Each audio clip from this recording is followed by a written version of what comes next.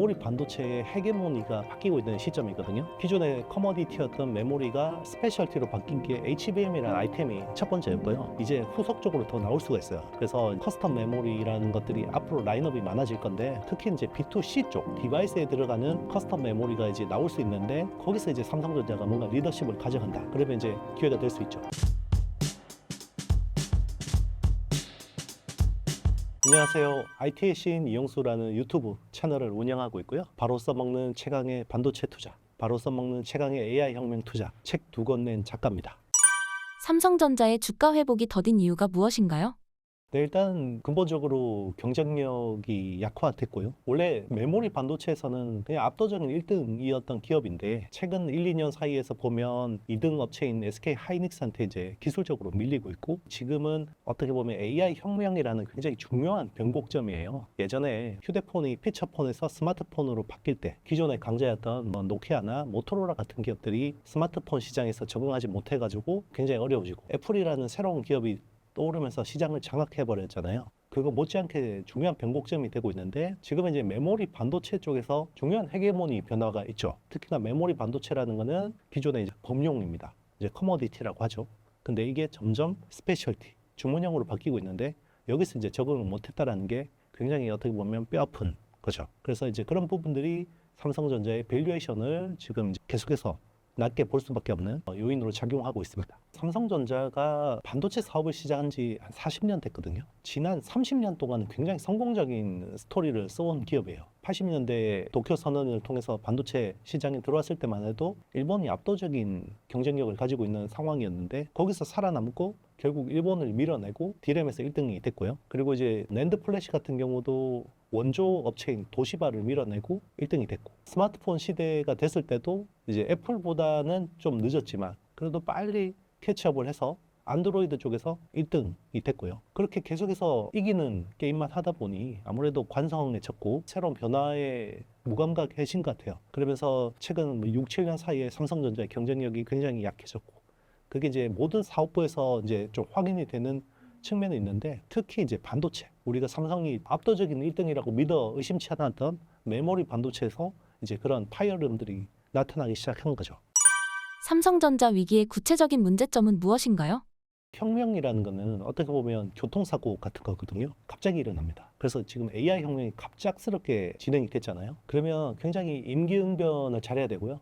중요한 의사결정들을 해야 되는데, 사실 그 이재용 회장이 계속해서 이제 사법 리스크가 있다 보니 아무래도 이제 의사결정을 제대로 할 수 없는 그런 한계가 있었던 것도 분명하고요. 그리고 이제 전문 경영인들도 뭔가 이걸 중요한 의사결정을 할 수 없는 거버넌스 시스템 자체가 예전처럼 매끄럽지 않았었던 측면들이 있거든요. 뭐 아무래도 알려진 것처럼 재무통들이 회사를 쥐고 흔들면서 새로운 것들을 시도하는 것보다는 기존에 잘하던 거, 그리고 비용 줄이는 거, 이런 쪽으로 막 신경 쓰다 보니 이런 새로운 혁명이 시작될 때는 테크 기업들이 굉장히 거기에 빨리빨리 대응을 해야 되는데, 제일 둔감한 시스템을 가지고 있는 상황이었다. 어떻게 보면 운이 없었던 것도 맞고요. 그 사이에 뭐 경쟁력이 굉장히 많이 망가진 것도 맞습니다. 삼성 같은 경우는 예전, 그러니까 이제 우리가 지금 어려워지기 전에 삼성이 그래도 전성기라고 할 수 있는 게 한 10년 전 정도 보면요, 굉장히 위험을 감수할 수 있는 조직 문화를 가지고 있었고, 뭔가 그 위험을 태킹할 경우 만약에 뭐 어떤 임원이 이런 리스크를 감수하고 제가 해보겠습니다 라고 해서 성공을 하면 엄청난 상을 줬고요. 그리고 실패하면 그거에 대해서 책임을 지고, 신상필벌에 대한 것들이 굉장히 깔끔했고, 삼성의 인사 시스템은 다른 재벌 기업들도 배우기 위해서 삼성 출신의 뭐 인력을 데려오기도 하고 막 그랬었거든요. 근데 지금은 오히려 반대가 된 거죠. 오히려 지금은 삼성이 굉장히 관료화돼 버리고 뭔가 변화에 둔감하고, 그리고 뭔가를 도전적으로 하려고 하는 사람이 있으면 오히려 그런 사람들이 싹을 못 피게 밟아버리는 그런 나쁜 조직 문화가 꼽히게 된 거죠. 조직 문화가 바뀌어야 되고요. 기존의 삼성의 시스템으로는 한계가 있다고 생각합니다. 그래서 이번 연말에 삼성전자 인사에 대해서 굉장히 많은 관심이 있었어요. 투자자들이. 특히나 이제 투자자들이 삼성 인사에 그렇게 관심을 가지는 경우는 드문데, 올해 같은 경우 굉장히 많은 관심이 있었는데요. 결론적으로 보면 거의 반쪽짜리라고 볼 수 있습니다. 긍정적으로 볼 부분은 DS 부문장이 올 5월에 전영현 부회장이 갑자기 취임을 했잖아요. 기존의 경계현 사장이 나가시고 이제 전영현 부회장이 돌아왔는데, 이것도 이제 굉장히 이례적이긴 했고요. 그리고 이제 연말에 전영현 부회장이 이제 DS 부문장인데 메모리 사업부장을 겸직하게 됐어요. 그리고 지금 예전에 삼성 종기원이라고 하는 이제 연구소 SAIT라는 거를 또 겸직하게 했고, 그래서 이제 지금 전영현 부회장의 미션은 명확한 것 같습니다. 메모리 사업의 경쟁력 회복에 집중되어 있는 것 같은데, 한편으로 그동안 삼성에 어떻게 보면 뭔가 고질적인 문제로 지적됐던 재무 라인들이 너무 강해서 뭔가 이제 엔지니어들이 길을 못 펴는 뭐 이런 상황들은 이번에도 뭐 별로 해결된 것 같지는 않습니다. 일단 오히려 이번 인사에서 재무 라인들, 특히나 이제 사업 지원 TF 쪽이 오히려 더 조직이 강화됐다는 측면들이 있거든요. 그래서 긍정적인 부분도 있고 약간 부정적인 부분도 있는데, 이게 이제 내년에 어떤 식으로 결과가 나타날지에 따라서 투자자들이나 어떤 세간의 평가들이 달라질 수 있겠죠. 삼성전자의 엔비디아 퀄 테스트 진행 상황은 어떤가요? 엔비디아의 HBM 콜 뭐 된다라는 게, 이게 뭐 외부에서 이야기하는 게 아니라 삼성전자 내부에서 뭐 실적 발표 컨퍼런스 콜에서도 제일 많이 받는 질문이잖아요. 이제 된다고 했는데 계속 안 되고 있고, 일단 지금도 안 되고 있는 것 같습니다. 콜 테스트는 진행 중인 것 같은데 일단 통과됐다. 그래서 양산품이 얼마나 된다. 그래서 숫자가 어떻게 나온다. 이런 구체적인 건 아직까지 없거든요. 오늘 새벽에 마이크론이 실적 발표를 했는데, 마이크론 같은 경우는 8단 제품이 기존의 H200이라는 호퍼 제품에만 적용이 되다가 이번에 이제 블랙웰에 공식적으로 적용된다라고 발표를 했거든요. 사실 삼성한테 기대하는 모습이 이거죠. 구체적으로 우리가 HBM3 8단을 가지고 B200이나 GB200에 납품을 했습니다. 이게 뭐 내년에 얼마의 매출이 나올 것 같습니다. 이런 것들을 원하는데 계속해서 테스트를 하고 있는데 테스트가 꽤 좋은 성능이 나오고 있습니다. 이 정도 가지고는 이제 투자자들이 전혀 움직이지 않는 거죠. 그래서 일단은 연내 콜 테스트 통과하고 납품되는 거는 일단 지연되는 것 같고, 그래서 진짜 이제는 내년 1분기, 2분기 안에는, 늦어도 1분기 안에는 돼야지 그래도 내년에 HBM 사업에 대한 뭔가 전망이 그려질 것 같습니다. 삼성전자의 내년 주가는 어떻게 전망하시나요?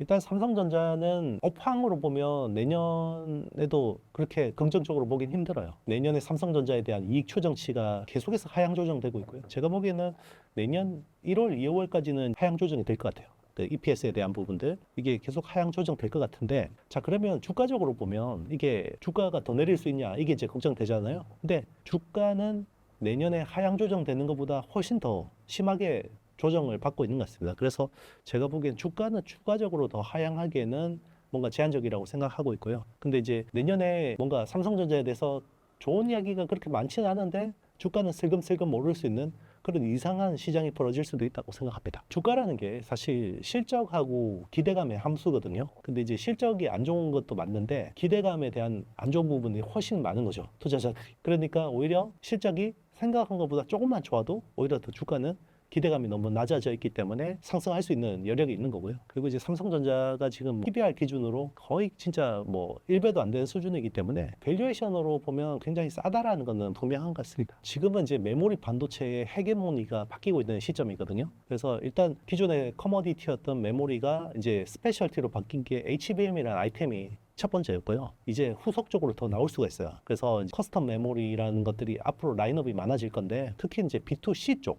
우리 이제 디바이스에 들어가는 커스텀 메모리가 이제 나올 수 있는데, 거기서 이제 삼성전자가 뭔가 리더십을 가져간다. 그러면 이제 기회가 될 수 있죠. 대표적으로 애플의 비전 프로에 들어가는 LLW라는 게 있어요. Low Latency Wide I/O. 이게 이제 기존의 디램하고는 좀 다른 거거든요. 이런 식으로 이제 밴드위스를 높인 디램.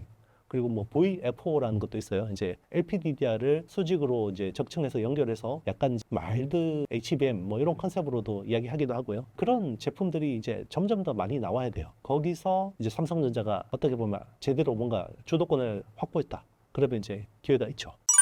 지금 삼성전자의 위기를 저점 매수 기회로 봐도 될까요? 주가 측면에서는 지금보다 뭐 더 안 내린다라고 보장할 수는 없지만, 그래도 조금 시계열을 한 1년 정도의 시계열로 본다 그러면 충분히 지금은 기회가 많은 구간이 아닐까 생각합니다. 예전에 일본이 디램 같은 경우는 이제 덤핑을 쳐서 사실 삼성전자의 적자가 굉장히 누적됐었거든요. 80년대. 근데 이제 PC 시대가 뜨기 시작했고, 그때 이제 가성비 높은 디램을 만들어서 삼성전자가 일본을 밀어내고 뭔가 1등이 되는 계기가 됐고, 그때 또 이제 기술의 변곡점도 있었죠. 디램이라는 게 기존에는 웨이퍼에다가 홈을 파서 회로를 그리는 트렌치 방식이 주류였는데, 삼성전자가 이제 회로를 수직으로 쌓는 스택 방식을 새로 시도해서 그걸 성공시켰거든요. 그래서 1등이 됐고, 그리고 이제 낸드 플래시 같은 경우도 원래는 도시바가 개발할 때는 플로팅 게이트라는 방식의 기술을 썼는데, 삼성전자가 2000년대 초반에 CTF라는 방식, 차지 트랩 플래시라는 방식을 새로 도입을 해서 그게 지금처럼 낸드를 수직으로 쌓는 V낸드의 어떤 그런 기술 기반이 마련된 거거든요. 그런 것처럼 뭔가 약간 기술의 변곡점이 또 이렇게 맞아 떨어지는 경우가 많았습니다. 그래서 삼성도 지금 기술 때문에 굉장히 많은 어려움을 겪고 있는데 뭔가 여기서 또 새로운 기술 변곡점이 나온다 그러면 또 이 판이 뒤집어지지 않는다라는 보장은 없죠.